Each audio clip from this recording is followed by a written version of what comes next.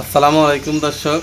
আমার বাসার পিছনের আমার কেসিং রুমের পিছন দিয়ে অন্য পাশের বিল্ডিংয়ের সানসেটের উপরে কবুতর বাসা বলছে। কী পরিমাণ বৃষ্টির মধ্যে ভিজতে আছে, দুইটাও ডিম আছে, আমার বাচ্চা ফুটে নেয়। দেখেন কি সুন্দর করে বসে আছে। যদি আমার নেওয়ার মতো নেওয়া থাকতো তাহলে আমি নিয়ে ফেলতাম এদেরকে। ওগুলো হচ্ছে যে কবুতর বড়, এখনও দুইটা ডিম আছে মাত্র। দেখেন দল হয়ে থাকছে, বৃষ্টি পড়তেছে। কী যে কষ্ট লাগতেছে আমার থেকে, জানি না আপনাদের থেকে কেমন লাগে। দেখেন বসে আছে, আরেকটা কোথায় দেখতেছি না, আরেকটা আছে, দুইটা আছে। ওনারা হাসবেন ওয়াইফ আর কি। ওনার জামাই বাইরে গেছে, বউ ডিম নিয়ে বসে আছে। দেখেন কত কষ্টের মধ্যে আছে এরা।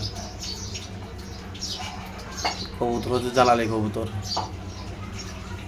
আমি অনেক কষ্ট করে ভিডিও করতেছি। দেখেন এক সাইডে দেখা করি করে।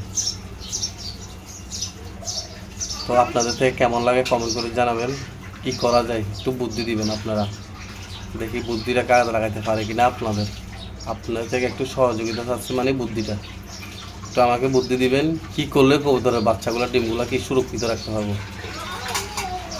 দেখেন প্রচুর পরিমাণ বাতাস, গল্লি তো এটা, আমার বিল্ডিংয়ের অপর বিল্ডিংয়ের সানসিটের মধ্যে, গল্লির মধ্যে প্রচুর পরিমাণ বাতাস। কিন্তু এখান দিয়ে এত পরিমাণ বাতাস, আপনি যদি 2 মিনিট দাঁড়ান পুরো বরফ হয়ে যাবেন।